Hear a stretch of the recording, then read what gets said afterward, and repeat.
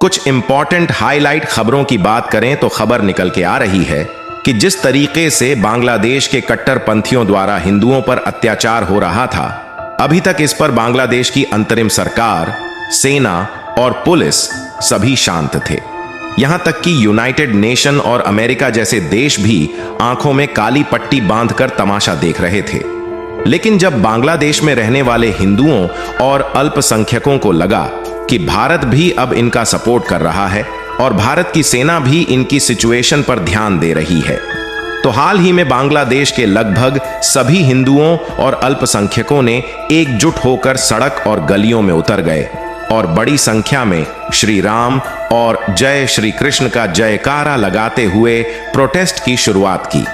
और यह प्रोटेस्ट इतनी बड़ी संख्या में हिंदुओं ने जुटकर किया कि बांग्लादेश की आंतरिक सरकार को भी झुकना पड़ा और उन्होंने पहली बार इस पर अपने बयान दिए हैं। इसके अलावा जो यूनाइटेड नेशन अभी तक चुप्पी मारे बैठा हुआ था, वह भी इस पर मजबूर होकर पहली बार आवाज उठाई है, जिससे बांग्लादेश की सरकार को बहुत बड़ा झटका लगा है। इसके अलावा हाल ही में यह खबर निकलकर आ रही है कि बांग्लादेश की जो टेक्सटाइल फैक्ट्रीज बंद पड़ी है, वह अपना कारोबार भारत के बिहार में शिफ्ट करने जा रही है, जिससे एक तरीके से भारत का जबरदस्त फायदा होने जा रहा है। आज की इस वीडियो में भारत और बांग्लादेश से जुड़ी इंटरनेशनल खबरों की विस्तार से चर्चा करेंगे, लेकिन आगे बढ़ने से पहले इस वीडियो को एक लाइक करके चैनल को सब्सक्राइब जरूर कर लीजिए, क्योंकि यह आपके लिए 1 सेकंड का काम है, लेकिन इससे हमारी काफी बड़ी मदद होती है। दरअसल जब से बांग्लादेश में तख्ता पलट हुआ है, तब से लेकर अब तक बांग्लादेश के हालात बिगड़ते ही जा रहे हैं। बांग्लादेश की पूर्व प्रधानमंत्री शेख हसीना अपने देश को छोड़कर भारत में शरण ले चुकी हैं और वहां पर मोहम्मद यूनुस को अंतरिम सरकार के रूप में चयन कर लिया गया है। लेकिन इसके बाद भी परिस्थितियां कुछ इस कदर चल रही हैं कि मानो बांग्लादेश में किसी भी सरकार का कंट्रोल हो ही ना, क्योंकि अभी तक लगभग 1 हफ्ते बीत चुके हैं, लेकिन बांग्लादेश में हिंदुओं पर अत्याचार दिन पर दिन बढ़ता ही जा रहा है। दरअसल 5 अगस्त को शेख हसीना जी के द्वारा बांग्लादेश छोड़कर भारत आ जाने के तुरंत बाद हिंदू समुदाय पर वहां के कट्टरपंथियों द्वारा लगातार हमले हो रहे हैं। हिंदुओं की संपत्तियों और घरों को लूटपाट करके इन्हें जलाया जाने लगा है।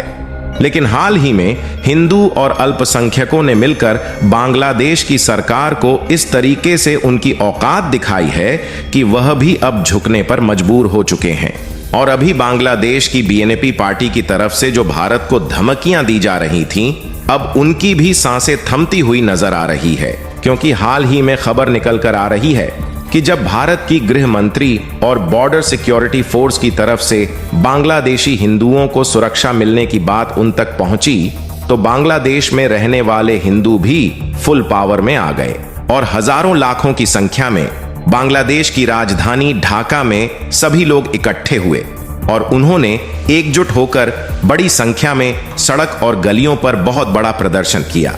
जिसमें इन लोगों ने जय श्री राम और हरे कृष्णा का जयकारा लगाते हुए बांग्लादेश की अंतरिम सरकार को सीधा बता दिया कि यह देश किसी के बाप का नहीं है और हम हिंदू इस अत्याचार को बिल्कुल भी नहीं सहने वाले। और इन प्रदर्शनकारियों ने बांग्लादेश की अंतरिम सरकार और यूनाइटेड नेशन को इतना बड़ा झटका दिया है कि अब यह भी अपनी जुबान खोलने और भारत का साथ देने के लिए मजबूर हो चुके हैं। और यह रिपोर्ट आज निकल कर आ रही है, जिसमें आप साफ साफ देख सकते हैं कि खुद मोहम्मद यूनुस, जिन्हें बांग्लादेश की अंतरिम सरकार के रूप में सिलेक्ट किया गया है,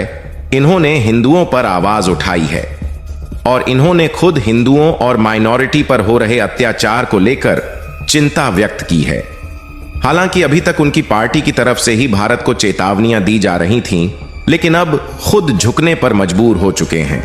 और इतना ही नहीं, बल्कि हिंदुओं के इस प्रोटेस्ट ने देश भर में इतनी ज्यादा खलबली मचाई कि मोहम्मद यूनुस को खुद देश भर के सभी विद्यार्थियों से बहुत बड़ी अपील करनी पड़ी है।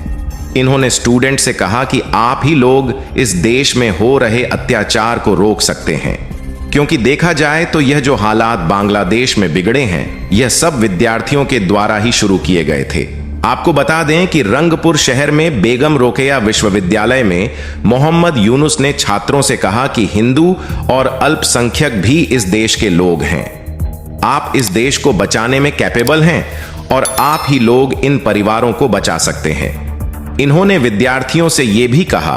कि आप लोगों को आगे बढ़ना चाहिए और सभी अल्पसंख्यक हमारे भाई बहन हैं और हमें मिलकर उन्हें बचाना चाहिए और उन्हें कोई भी नुकसान ना पहुंचा पाए। और न सिर्फ बांग्लादेश की अंतरिम सरकार ने इस पर पहली बार अपने कदम को आगे बढ़ाया है, बल्कि खबर निकल कर आ रही है कि जो यूनाइटेड नेशन अभी तक आंखों पर काली पट्टी बांधकर बांग्लादेश में हो रहे इन अत्याचारों पर चुप बैठा था, वह भी बोलने पर मजबूर हो चुका है और उनकी तरफ से पहली बार बयान निकल कर सामने आया है। और यूनाइटेड नेशन की तरफ से जो बात कही गई है उससे बांग्लादेश भी हिल गया है, क्योंकि यूनाइटेड नेशन ने बांग्लादेश में हिंदुओं पर हमलों की निंदा करते हुए बांग्लादेश की सरकार को इस पर ध्यान देने की बात कही है। बांग्लादेश में अल्पसंख्यक हिंदू समुदाय के खिलाफ हिंसा के बीच यूनाइटेड नेशन के महासचिव एंटोनियो गुटेरेस के प्रवक्ता ने कहा कि वह इस तरीके के किसी समुदाय पर अत्याचार करने के बिल्कुल खिलाफ है और इसमें बांग्लादेश की सरकार को सावधान रहने की जरूरत है। हालांकि जिस तरीके से अब भारत इसकी तैयारी लेकर आगे बढ़ रहा है और यूनाइटेड नेशन भी भारत का साथ देने के लिए तैयार है, इससे बांग्लादेश की स्थितियां जल्द ही सामान्य होने की उम्मीद जग गई है।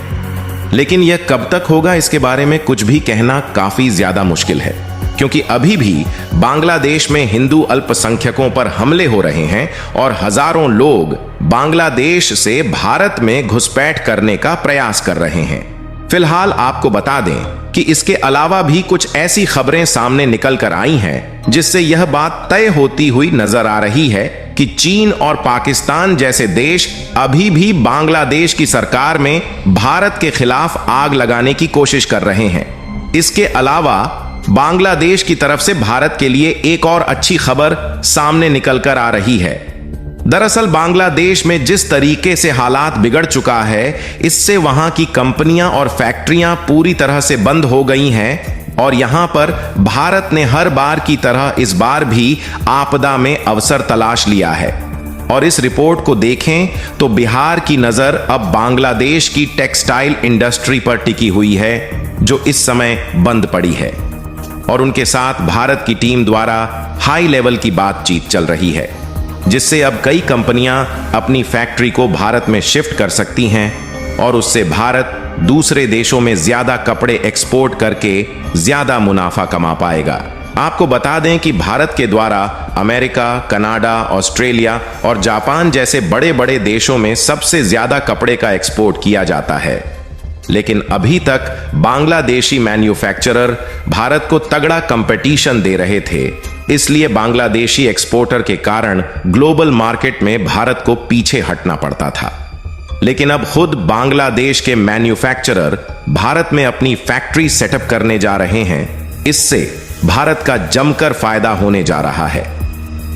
बाकी आप लोग बांग्लादेश में हिंदू भाई बहनों के प्रोटेस्ट के लिए अपनी राय कमेंट करिए